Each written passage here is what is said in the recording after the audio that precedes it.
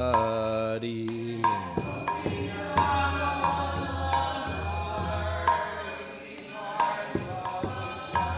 Yashodanandana Vrashjanaranjana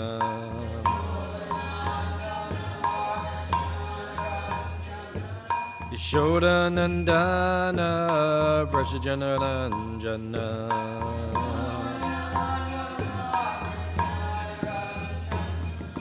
Jamunatira Vanachari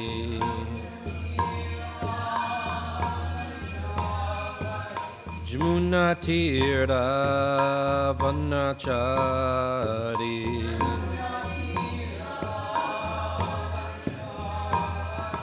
Jayo Radha Matova Kunja Bihari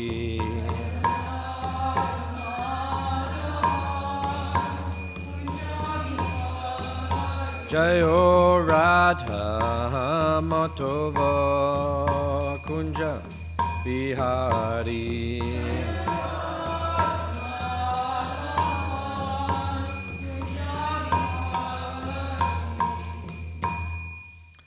Jayom Vishnupad Paramahams Bhaktivedanta Acharya Ashtatala Santa Shishimad His Divine Grace A.C. Bhaktivedanta Swami Srila Prabhupada Ki. Everyone's supposed to bow down. Ananta Koti Vaishnava Brinda Ki. Grantaraj Śrīmad Bhāgavatam Ki. Go Premanande. All glories is some devotees. All glories is some devotees. All glories is some devotees. All glories to Sri Guru and Sri Gauranga.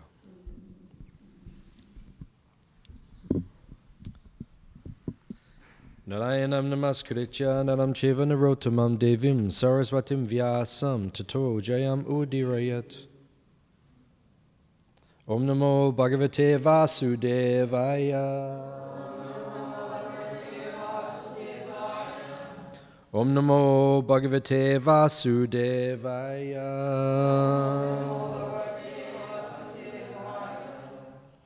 Om namo bhagavate vasudevaya.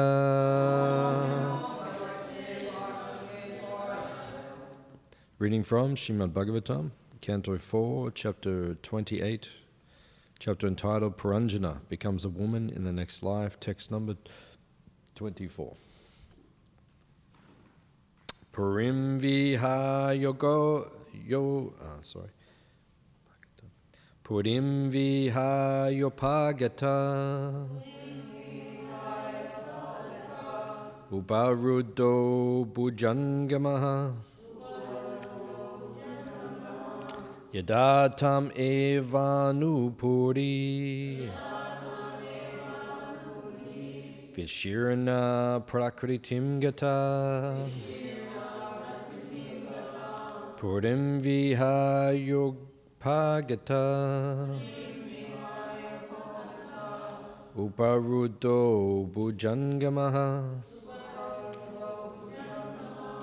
Yadatam evanupuri Vishirna prakritim gata Purim viha yopagata Uparuddho bhujangamaha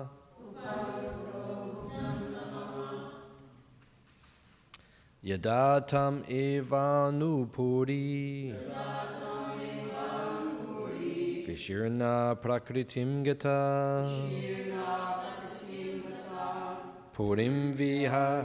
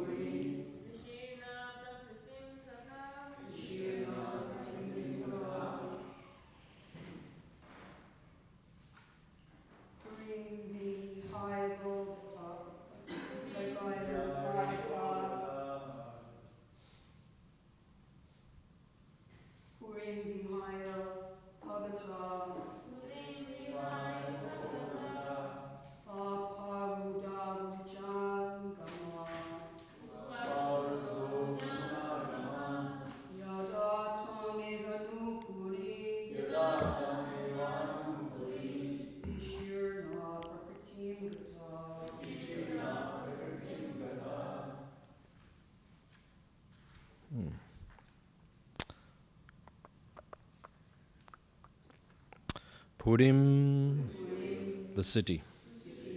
Vihaya, having given up. Upagata, gone out. Uparuta, arrested. Bhujangama, the serpent.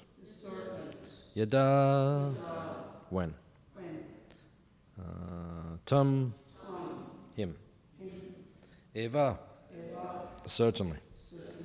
Anu, after. Puri, the city. Vishirna, scattered. Prakritim, matter. Gata, turned into. Translation and purport by His Divine Grace, A.C. Bhaktivedanta Swami Srila Prabhupada. The serpent, who had already been arrested by the soldiers of Yavana Raja and was out of the city, began to follow his master along with the others.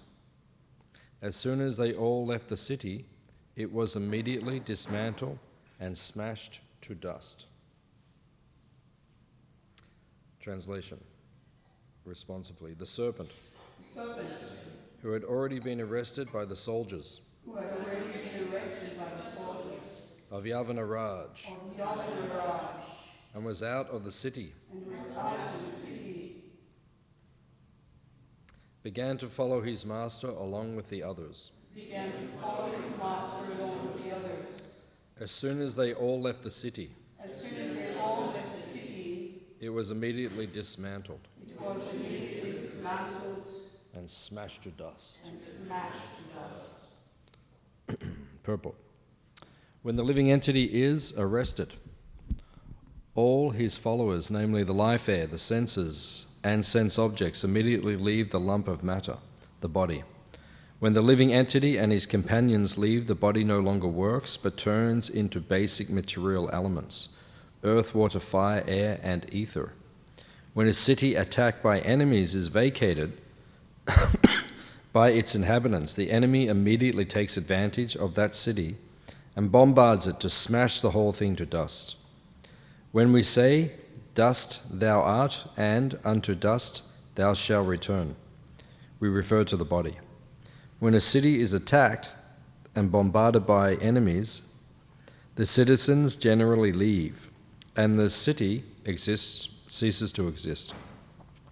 It is a foolish person who engages in improving the condition of a city without caring for the citizens or inhabitants. Similarly, a living entity who is not properly enlightened in spiritual knowledge simply takes care of the external body, not knowing that the spirit soul is the principal factor within the body. When one is advanced in spiritual knowledge, the spirit soul is saved from eternal transmigration. The Bhagavatam considers those who are attached to their bodies to be like cows and asses. Sa eva go kara. The cow is a very innocent animal, and the ass is a beast of burden. One who labors under the bodily conception simply works like an ass and does not know his self-interest. It is therefore said, Yashyatma buddhi kunape tri dhatuke swadi kalatradishu boma ijyati yat tirtha buddhi salile na kahi chij janeshva bi geshu sa eva gokaraha. A human being who identifies this body made of three elements with his self, who considers the byproducts of the body to be his kinsman, who considers the land of birth worshipable, and who goes to a place of pilgrimage simply to take a bath rather than meet men of transcendental knowledge there, is to be considered like an ass or a cow.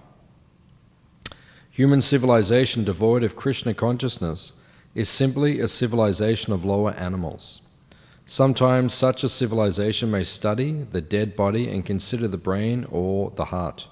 However, no part of the body is important unless the spirit soul is present. In a modern civilization of cows and asses, scientists try to search out some value in the brain or heart of a dead man.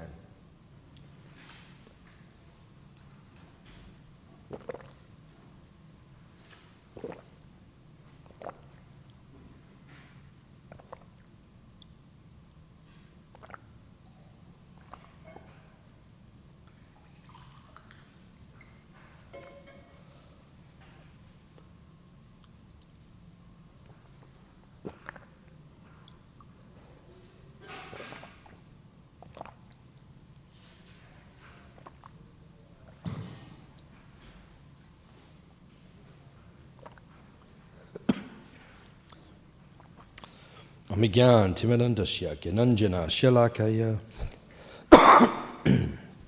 Chakshurun Mulitam Jena Tasmai Shri Gurave Namaha Shri Chaitanya Manobishtam Stapitam Yena Bhutale Swayam Rupa Kadamayam Dadati Swa Padantikam Pancha Kalpatarubhyascha Kripa Sindhu Bhievacha Petitanam Pavanebhyo Vaishnavebhyo Namo Namaha Jaya Shri Krishna Chaitanya Prabhu Nityananda Shri Advaita Gadadha Shivasadi Gaura Bhakta Vrinda Hare Krishna Krishna Krishna Hare Hare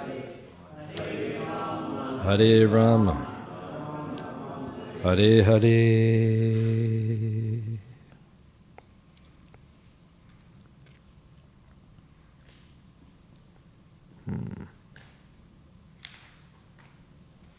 So many years ago I was in Mumbai, in Bombay, and it was the birthday of His Holiness Radhanath Swami, who was one of the principal gurus in ISKCON. It wasn't his Vyasa Puja, it was his birthday. So about 400 devotees were invited, and they had a program. It was on the roof of one of the buildings, the apartment blocks. And then many devotees were there, and kirtan was going. Then Maharaj came, and he sat down. And then after the kirtan, Maharaj spoke. So everyone was waiting. What was he going to say? It was his birthday. And then what did he say on his birthday? What were Maharaj's first words on his birthday? He said, "Everyone is born to die. Happy birthday."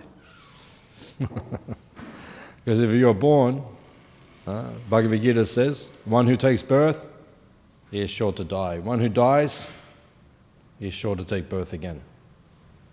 That is transcendental knowledge. What is the first thing Krishna speaks in Bhagavad Gita? You're not the body, yeah. Transcendental knowledge, divya gyan. That is the first thing that Krishna speaks. Krishna does not say anything until chapter 2. Sri Bhagavan Uvarcha. So Krishna speaks in chapter 2, and when he begins to speak for the first time, the first thing he gives Arjuna is jnana, or knowledge. The difference between the body and the soul, matter and spirit. Asochananva sochastvam. Krishna's first instruction. In the alphabet. Did anyone here go to school? Very good. And then they teach you, what is the first letter in the alphabet? A. Very good. Right. Which one? Ah. Yeah. Ah. Or A. In Australia we say A. In India they say Ah. So the same thing, the beginning. So asochan anvaso. Krishna begins with the first syllable. This is the beginning of spiritual life. Krishna says first, you have to understand you're not the body, you are the soul. Difference between matter and spirit. And the first verse of Srimad-Bhagavatam says the same thing. The Bhagavatam is meant to teach us the difference between matter and spirit. That is the purpose. If you don't understand the difference between matter and spirit, then you can't progress in spiritual life. It means you can't chant Hare Krishna properly. Because what is the main medium to become Krishna conscious? Right? It's chanting Hare Krishna. Right? It's chanting the Maha Mantra. So we chant, but your chanting will not become efficient if you don't understand the difference between the body and the soul. If you don't understand the difference between matter and spirit, then you won't progress properly. You can chant for lifetimes. Bahu jamme kariyari shravane kirtana. Means you can go on chanting many lifetimes, but you will not attain Krishna prem. That's why Krishna gives this knowledge first. Later in the Gita, Krishna says there is a difference between jnana and vijnana. Jnana means knowledge, but vijnana means to realize the knowledge. We have to realize we are not the body. Right? We know we are not the body, but we have to realize it. Right? At least Prabhupada says in the beginning it has to be theoretical knowledge. At least theoretically we understand we're not the body. But we don't realize it yet. We have to realize it. Krishna gives the very beginning knowledge. Right? And if you look at Prabhupada's lectures, Prabhupada's teachings, his main, if we said to anyone who listens to Prabhupada's lectures, what is the main thing or the most prominent thing that Prabhupada teaches everyone? You are not this body. Yeah, everyone will say it. You are not this body. Prabhupada would just make that point again and again and again. Why? Right? First step. It's the first step, but it's also the last step. Right? It's the beginning and it's the end. Right? What's the problem? We all think we are the body. That is the problem. Just like one time, Prahlad Nanda Swami came to the temple and he was giving class, I think in the evening, and he said, what should I speak on? And we said, okay, Bhagavad Gita. So he said, okay. And then, which verse? I said, you choose, Maharaj, like that. And then he chose like one of those early verses, Tehin or Smin or something like that. I said, Maharaj, that is just beginning. Let's speak about something more. And he said, but we haven't even understood that yet. You want to go further, but you haven't even understood the first lesson of Bhagavad Gita. Actually, Srila Prabhupada says, one should not go beyond Canto 1 and 2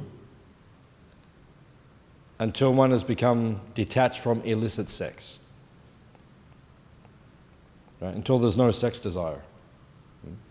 So that means all of us have to just stay on Canto 1 and 2 for many years. Well, that's it. Falling down. Why you give me this faulty equipment? Why you give me a microphone that works? I give so much money to this temple, I get this microphone. It's good? Yeah, that's good. So, if you are still attached to illicit sex, Prabhupada says you should not go past Canto 1 or 2 if there's sex desire there. So it means we would stay on Canto 1 and 2, just keep going back and forth, going back. Beginning Canto 1, go to the end. No. We go beyond, but I mean now we're on Canto 4. How many times have we gone around? 4 times. 4 times. Is this the 4th time, is it? Okay. 1 time, 2 times, 3. Might be the 3rd time even. You sure it's 4 or you're just saying? I think so, yeah. Or it might be even the 3rd time we're going around. When I joined in 89, we're on Canto 11, and then we started Canto 1 again, and that took all the way till, it took nearly 20 years, so it might be the 3rd time, I think. Like that. So we're going around, like that, because Prabhupada instructed us, do the whole Bhagavatam. Then when you get to the end, go back and start again. Srila Prabhupada said we should read all of his books 3 times. Hands up if you've read all Prabhupada's books 3 times. Hands up 2 times. Hands up 1 time. Hands up no times. So you have to read. Prabhupada said we should be reading his books 1 to 2 hours a day. Hands up, you're doing 1 to 2 hours a day. 1 devotee in the whole place. Or maybe 2. Should be reading 1 to 2. 1977. Prabhupada was leaving this world, right? And Tamal Krishna Maharaj, my Guru Maharaj, was serving Prabhupada. And very very difficult service, because they would go to bed maybe 10 o'clock or something, get up 4 o'clock, only sleeping 6 hours. And then from the time you got up until when they went to bed again, just with Prabhupada, serving Prabhupada, looking after Prabhupada. Right? It's a very taxing service, right? Very time-consuming service. And then at one point, Prabhupada said to Tamal Krishna Maharaj, he said, "Are you reading my books?" And Tamal Krishna Maharaj looked at Prabhupada, right, in disbelief. And he just said, "Prabhupada, I have no time." Because you just sleep 6 hours, the rest of the time is with Prabhupada. Eating a little bit, chanting his rounds, taking bath, the rest of the time just serving Prabhupada. And Prabhupada said, you have to reduce eating and sleeping. And then Tamal Krishna Maharaj looked at Prabhupada. Already he's reducing eating and sleeping. Only 6 hours sleeping, eating just enough, and then keep going. And then Prabhupada said, it requires practice. So Prabhupada himself was only sleeping 2 hours in the evening. He reduced that sleeping over time.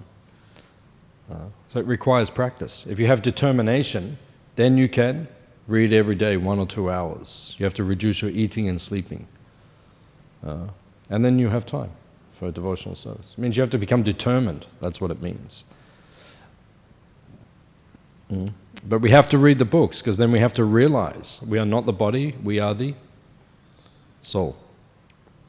If you don't read Prabhupada's books, if you don't regularly come to Bhagavatam class, Nityam Bhagavata Sevaya, you will not realize all of this. That's why you have to. It has to come deep within our consciousness. We are not the body, we are the soul. Prabhupada said, at least in the beginning, theoretically. So all the decisions you make in your life are based on that understanding. I am not the body, I am the soul. Because if you make decisions based that you are the body, your life will become miserable. I am this body. Just like marriage. Is anyone here married?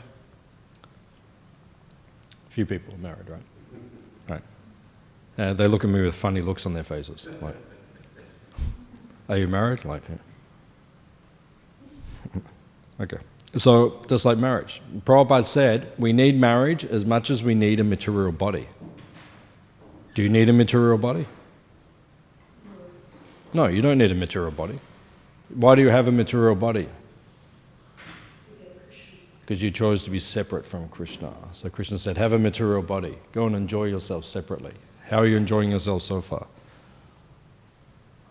Not very. Huh? Yeah, but how much happiness do you have in this material world? Huh? How much happiness do you have with your knees? And all your work? How much happiness do you have? It is limited. And you are young. As soon as you get old, the happiness will disappear. The material body cannot give you happiness. It will gradually disappear over time.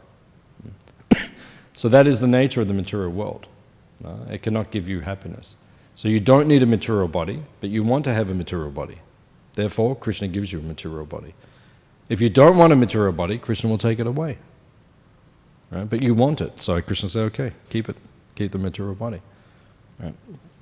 And then, Prabhupada said, marriage is as necessary as a material body. You don't need a material body, but you want one, so you have it. You don't need marriage, but because you think you are the body, then okay, you need it. It will purify you. It purifies the consciousness. But we don't need it. But because we're still thinking we are the body, then okay. It is like a safe plan. It is said, renunciation, brahmachari, sannyas, those ashrams, that is the sure way back to Godhead. Right? But the grihastha ashram, it is said, is the safe way back to Godhead.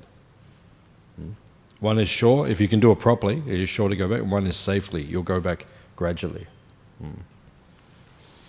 Actually, Srila Bhaktivedanta Thakur said, grihastha ashram is a good position for the Vaishnava in Kali Yuga. Because in Kali Yuga, everyone is contaminated. Hands up if you're a little bit contaminated in the consciousness. Oh God. I came to the wrong place. Everyone here is contaminated. Krishna, what will we do with this association? Everyone contaminated. We're contaminated by the effects of Kali Yuga. Kali dosha nidhe rajan, Bhagavatam says. Kali Yuga is an ocean of dosha. It is an ocean of faults. So many defects in Kali Yuga.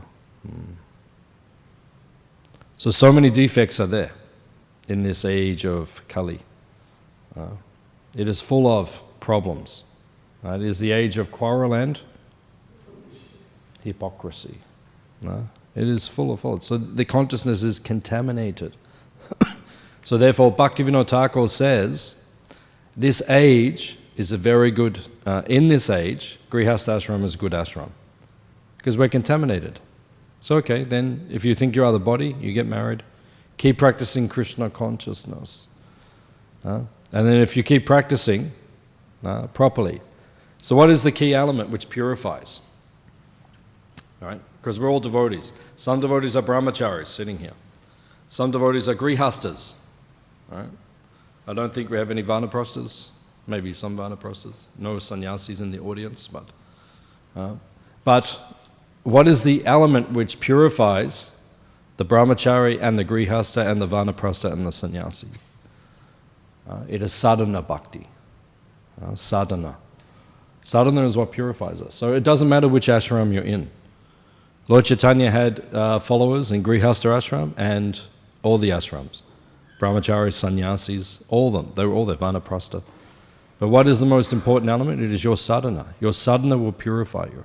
Why do we do sadhana? Right? To purify us from the bodily concept of life. Prabhupada said you get up in the morning, you do the morning program, right?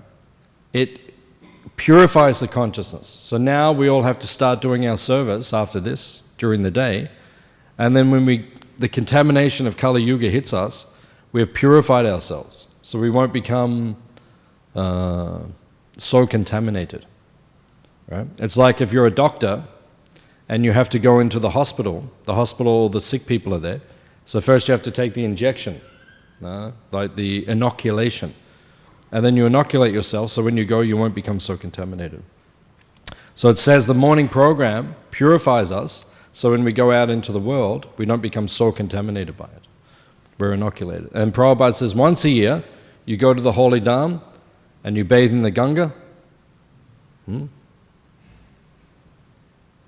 you bathe in these purifying waters and you purify yourself by the potency of the holy dham. And then you become more purified, then you go back and you keep doing your service. That is the system.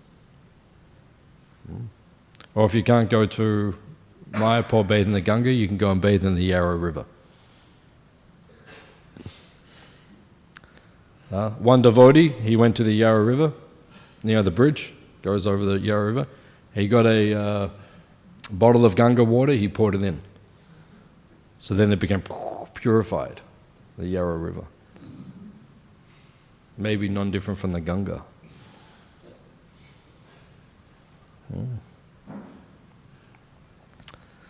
Jayapataka Swami told us the Ganga comes from the spiritual world. Right, it says in the Bhagavatam. So Ganga comes from the spiritual world, comes down into the material world, Lord Shiva catches on his head, and then it begins to trickle through the material world. It first goes through the heavenly planets, Swaga, as Mandakini, right, and then it comes down to Bhuloka, to the earth, and then after it leaves the earth, it goes down into Patala Loka and it goes through there. So Jayapataka Swami told us when it comes into the ocean, from the Himalaya down into the Bay of Bengal, it goes into the ocean. He said it travels around the earth through every ocean. And once it's gone through every ocean, then it goes down. So Maharaj, when he used to go for his walks down here on the beach, he used to go down to the ocean and touch on his head like that. And he told us the Ganga goes through every ocean. So you go down there and swim, you get purified. If you're in the right consciousness. That is actually the system. So we have to purify ourselves in the bodily concept of life. Right? That is all, we all have the same disease. What is our disease? We think we are the body. And because you think you are the body, you are suffering unlimitedly in the material world. Hands up if you are suffering unlimitedly in the material world. Okay, 2 people. Maybe you're not suffering right now unlimitedly, but you have suffered. Right? If you know why you can't remember your previous lifetimes? Because if you could remember it, right, you wouldn't even be able to get up in the morning. You think you got problems now. If you went through all the suffering you went through in the material world, we wouldn't be able to cope mentally. Therefore we forget. Jnanam smritiya apohanam cha. You forget. Krishna allows forgetfulness. So the main thing is the body. We need to become detached from the body. That's what's being said here. Because what happens to the body? This story is paranjana. Right? It is allegorical. It is a allegory. It's not like there's a real person called Paranjana and all these things. It's an allegory in the Bhagavatam. But it is spoken, this pastime is spoken to breed what in our consciousness? Vairagya, or detachment from your body. So this verse says, what will happen to your body? Yeah, you will die. You will die. Right? Gives a nice description. It says, which verse, Mel? 24. The serpent. This analogy is given all through the Bhagavatam, different places in the Vedas. We are like, Bhagavatam says in the 2nd canto, we are like frogs. Transcendental frog Maharaj ki. Right, we are like frogs. What does the frog do? Croaking all the time. And what's he doing? Calling the snake. The frog thinks, oh, I'm speaking nicely. People like to speak all the time. Have you noticed that? People just like the sound of their own voices. I know so many people who just speak and no one's interested, right? Except them.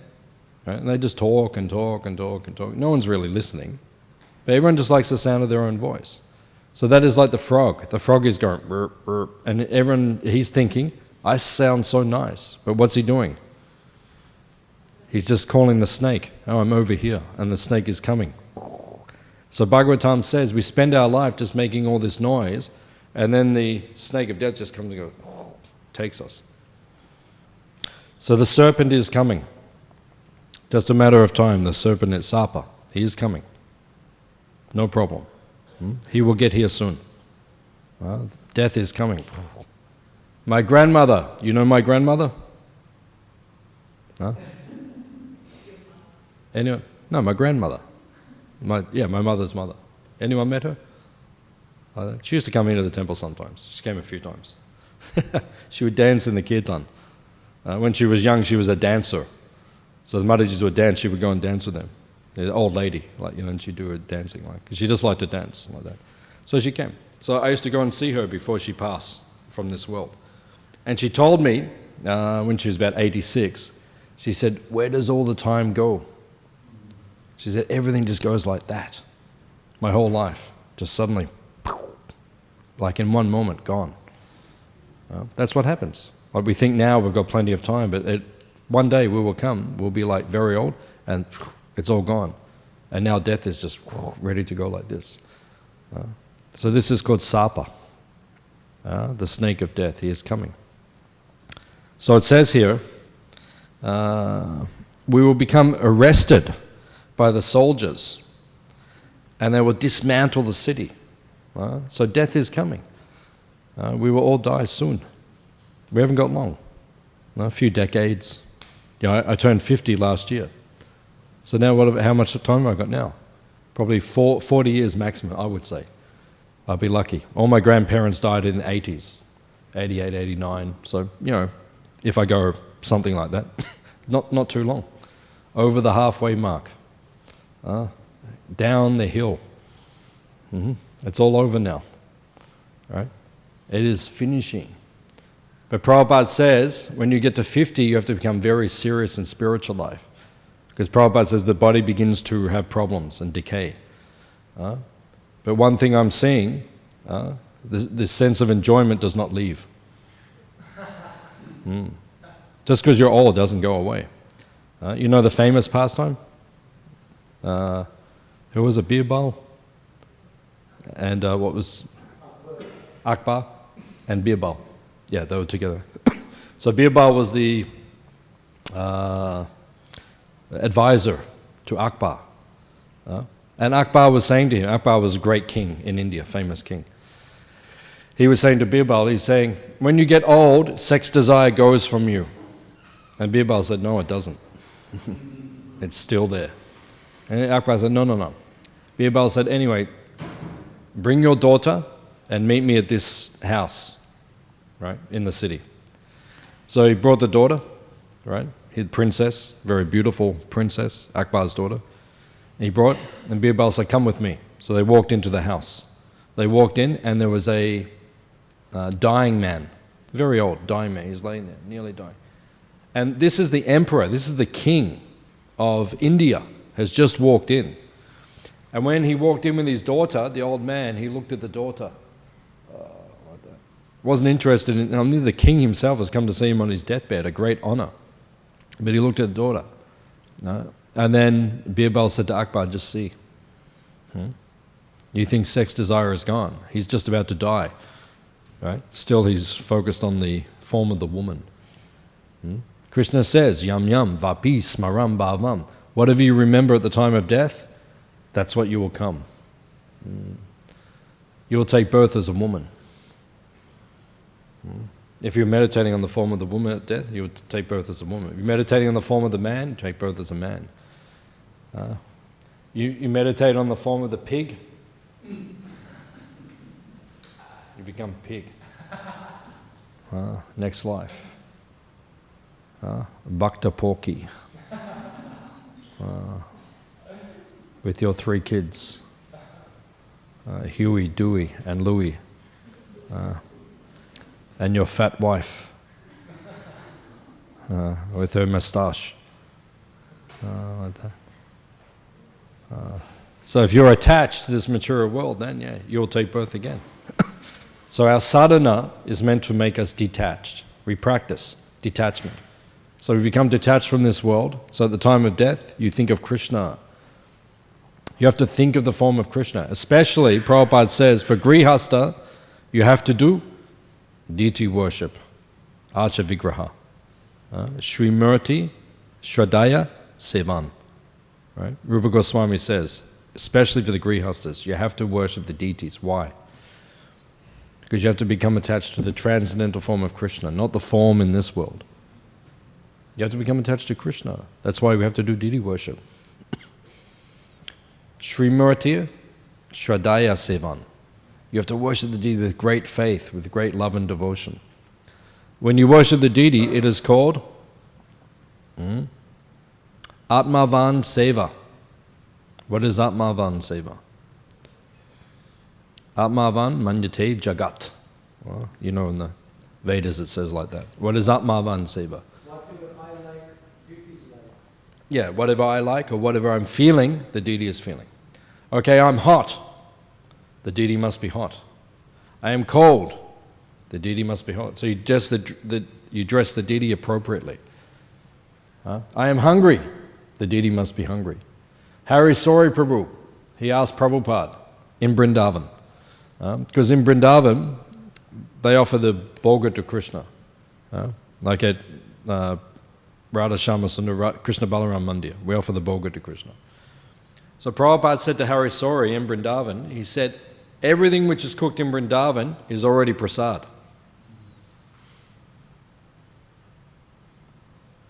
So when you go to Vrindavan, everything which is cooked, not the non-veg. They cook non-veg in Vrindavan? Not so much? Something is there.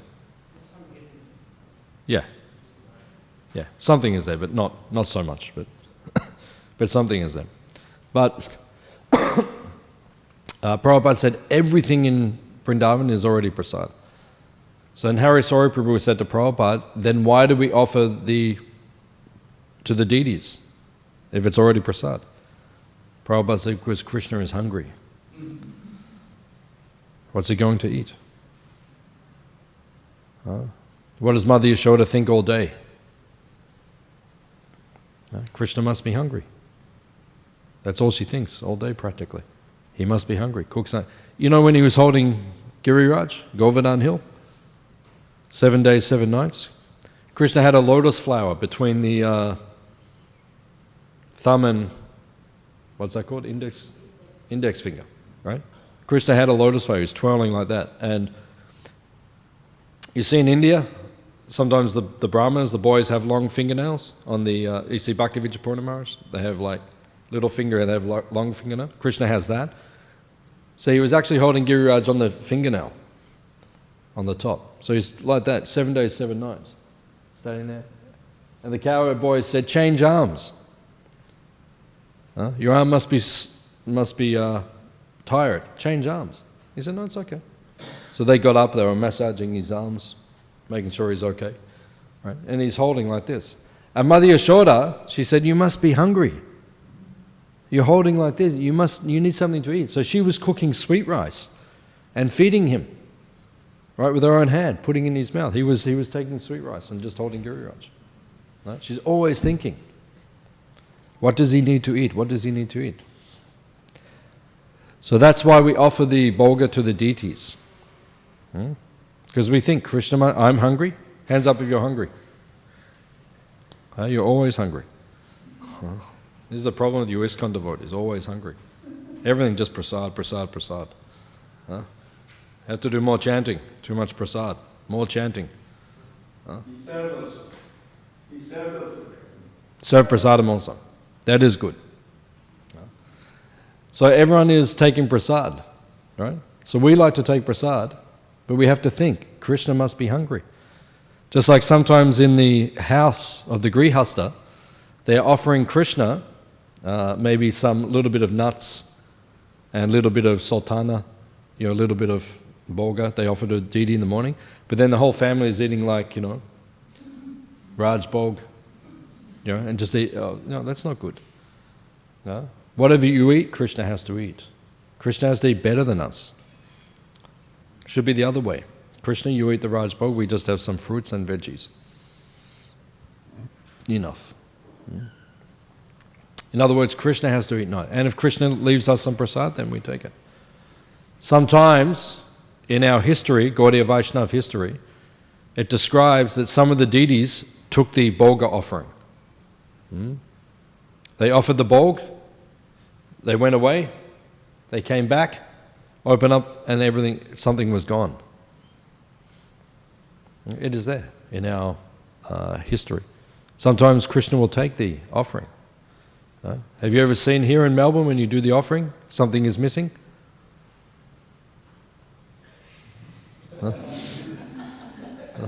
I never saw it, but it can happen. If Radha Ballabha, maybe one day, Jit comes in, looks at, what happened? Everything is gone. Huh? Yeah, it's possible. It can happen. If the deity is alive, the deity wants to take, sometimes it happens. There is history. Madhavendra Puri, the deity of Shishal Gopinath, he took the pot of sweet rice, hid it behind himself. These pastimes are there. Even Jananivas Prabhu told me in Mayapur, Jananivas Prabhu is the head pujari.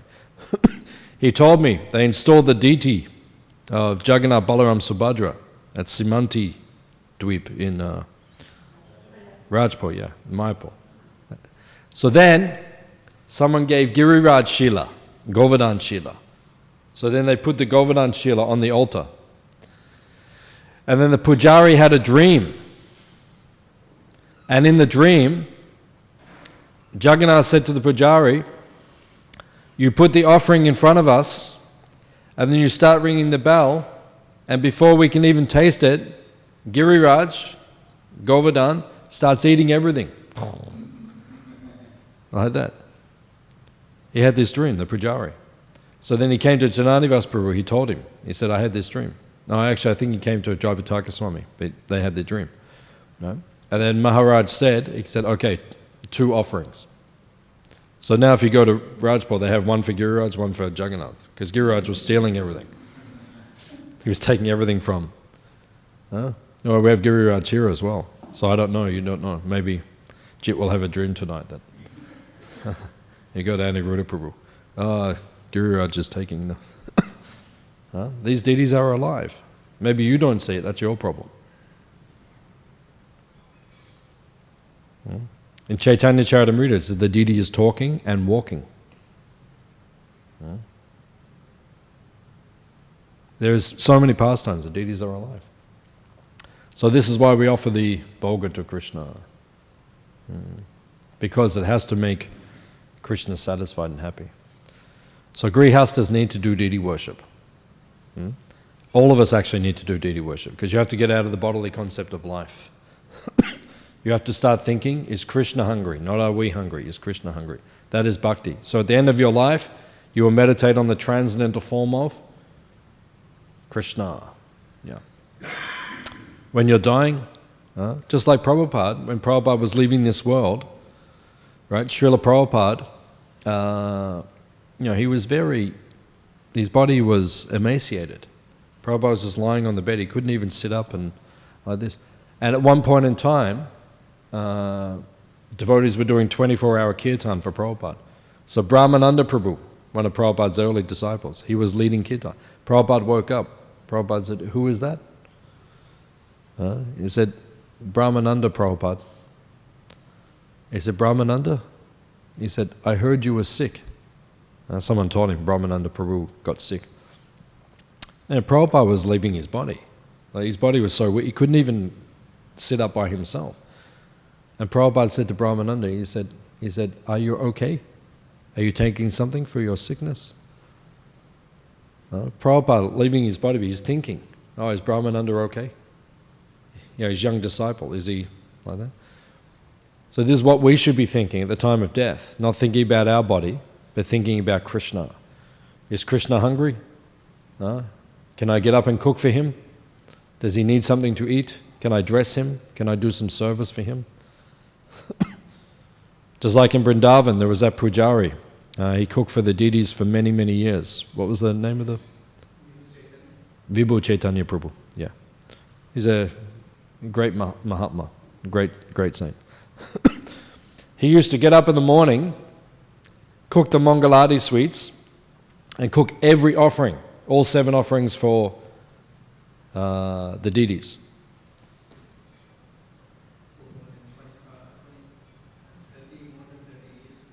More than 30 years, yeah. So more than 30 years, he was cooking every offering for the deity. All 7 offerings. Like we have different cooks come in the kitchen. He did everything. Just came in the morning, cooked all the way till night, and then went. So he wasn't chanting his rounds. Everyone in ISKCON has to chant 16 rounds if you're initiated. He was initiated by Prabhupada. So they went to Prabhupada, and they said, "Prabhupada, he's cooking all the offerings, he's not chanting his rounds." Prabhupada said, while he is cooking, if he is chanting, then that is okay. He can just cook and chant, and he will go back to Godhead. It doesn't mean we can do that. Doesn't mean, I'm doing so much catering, I don't have to chant my rounds, or, like that. Whatever your services are. I do so much so I can't. No, we can't do it. Only if the Guru says it is okay, then you can do it. So Prabhupada said, Vibhu Chaitanya Prabhu, he said, no, that's okay. He can just, so he did that for 30 years. Got up in the morning, and whenever you went under the kitchen, we used to walk underneath the kitchen, you could hear him chanting. Right? He was chanting, Hare Krishna, Hare, and cooking 7 offerings a day. Right? But then, when he retired, he was too old to cook anymore, then he started chanting his rounds. That's the point. And then he was giving out the Charanamrita. He'd sit there for many hours a day and just give all the Charanamrita to everyone who came. And for me, that was a great ecstasy when I would go and get the Charanamrita off him. He used to hold my hand and then put the Charanamrita, and then that was like great blessing. So this is the point. You want to be thinking of the deity when you leave this body. Is the deity hungry? Not am I hungry? No? We spend too much of our life thinking, oh, I am hungry. What am I going to eat for lunch? And when we finish lunch, we think, what am I going to eat for dinner? And then you think, oh, I can't wait for the Sunday feast this weekend. Like they're always thinking of sense gratification. We have to learn to think of Krishna. So at the time of death, we'll think of Krishna. And then if you think of Krishna, you'll go back to him. So we'll stop here. We'll see if there's any questions or comments. Yes, Mataji.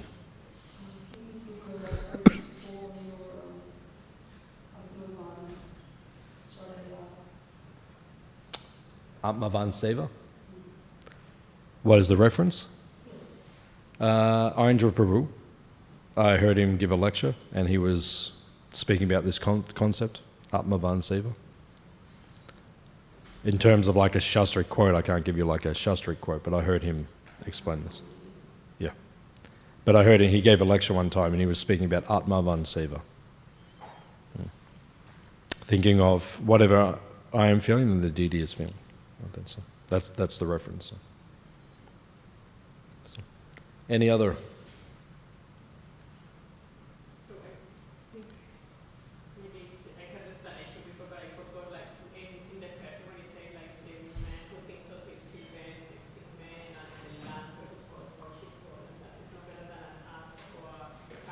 Yeah.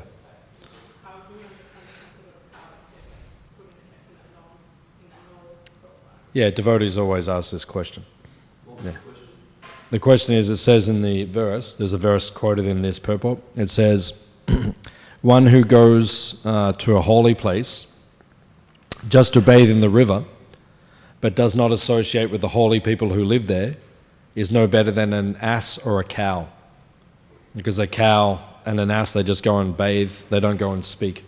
You don't see asses and cows coming to the Bhagavatam class.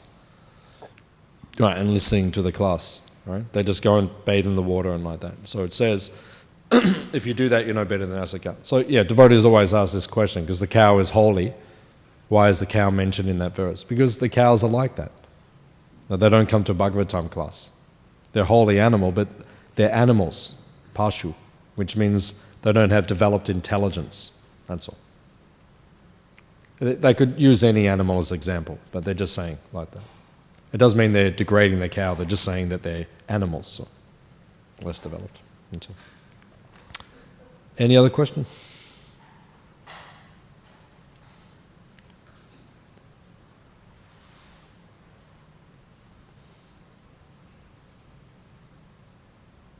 Okay. Srila Prabhupada ki? Jai. Boom.